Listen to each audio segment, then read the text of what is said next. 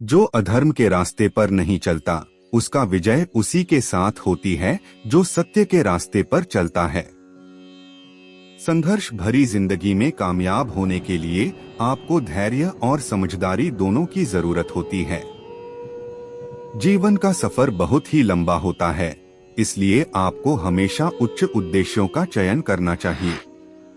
सफलता के लिए निरंतर दृढ़ संकल्प और समर्पण जरूरी होता है। यदि आप यह दोनों विशेषताओं से वंचित हैं, तो आप कभी सफल नहीं होंगे। जीवन के मुश्किल पलों में आपको अपने लक्ष्य को याद रखना चाहिए, इससे आपको संघर्ष करने की शक्ति मिलेगी। अपने लक्ष्य के लिए संघर्ष करने के लिए आपको स्थिर होना होगा, इसलिए आपको धैर्य और सहनशीलता से संघर्ष करना होगा। संघर्ष के समय में निराश न हो, क्योंकि निराश होने से आपकी समस्याएं बढ़ सकती हैं। संघर्ष करते समय हमेशा सकारात्मक रहें, यह आपको सफलता के रास्ते में मदद करेगा। सफलता के लिए आपको अपनी जिज्ञासा को बढ़ाना चाहिए और इसे निरंतर संवेदनशीलता के साथ जीना चाहिए। जब आप संघर्ष कर रहे होते हैं, तो आपको हमेशा सफल होने के लिए उद्यमशीलता और अध्यवसायता के साथ काम करना चाहिए।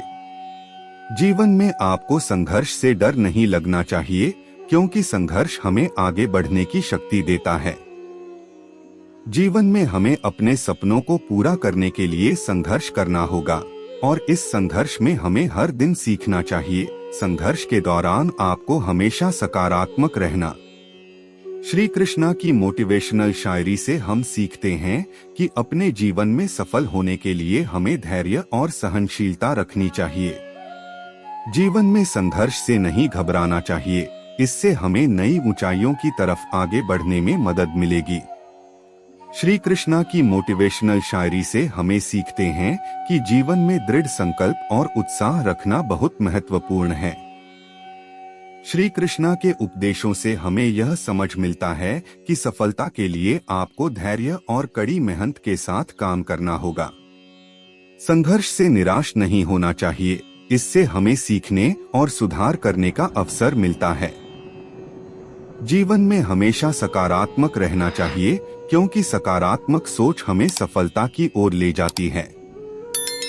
जीवन में हमें संघर्ष को स्वीकार करना चाहिए और उसके बाद उससे सीखना चाहिए। जब आप स्वयं को जानते हैं, तभी आप अन्य लोगों को समझ सकते हैं।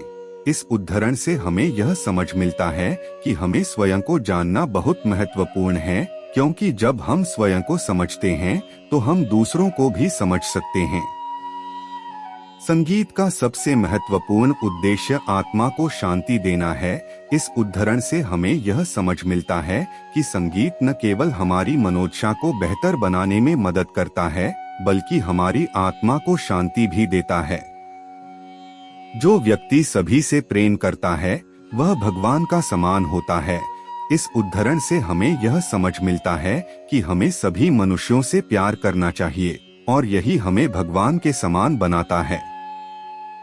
जब तक आपके मन में नफरत होती है, तब तक आप खुद को कभी भी शांति नहीं दे पाएंगे। इस उदाहरण से हमें यह समझ मिलता है कि हमें नफरत को दूर करने की आवश्यकता होती है, क्योंकि नफरत हमारी आत्मा को शांति नहीं दे पाती है।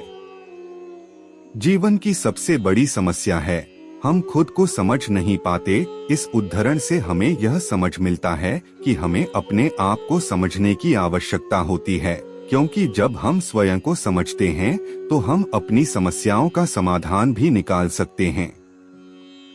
जो व्यक्ति अपनी कमजोरियों को समझता है, वह वास्तव में मजबूत हो जाता है। इस उदाहरण से हमें यह समझ मिलता है कि हमें अपनी कमजोरियों को समझने की आवश्यकता होती है, क्योंकि जब हम अपनी कमजोरियों को समझते हैं, तो हम उन्हें अपने फायदे में बदल सकते हैं।